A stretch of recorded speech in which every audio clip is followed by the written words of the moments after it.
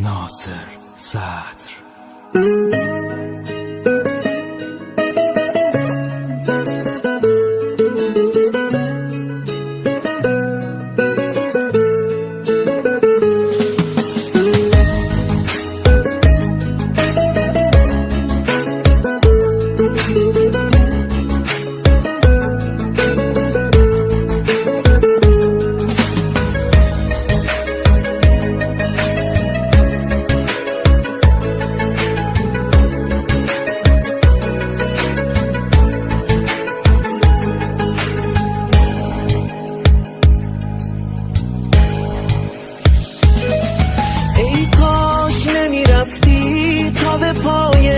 تو بسوزم موندم سر حرفم سر قولم من هنوزم هیچ وقت نمیخواستی که بمونی تا بمونم هیچ وقت نمیذاشتی همه حرفا تو بدونم ای کاش میدونستی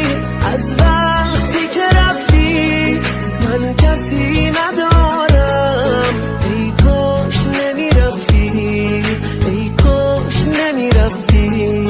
ای کاش میدونستی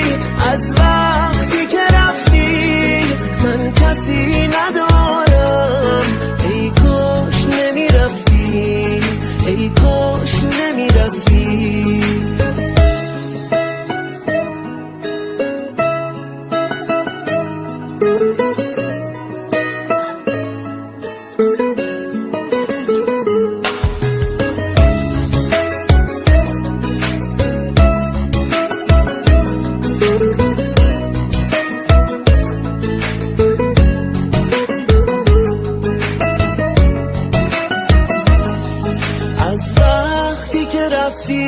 دیگه چشمام سو نداره این خاطره تلخ منو تنها نمیذاره خیلی سوت و کوره خونه بی تو گل نازم من فکر نمی کردم توی این بازی ببازم ای کاش میدونستی از وقتی که رفتی من کسی ندارم ای کاش نمیرفتی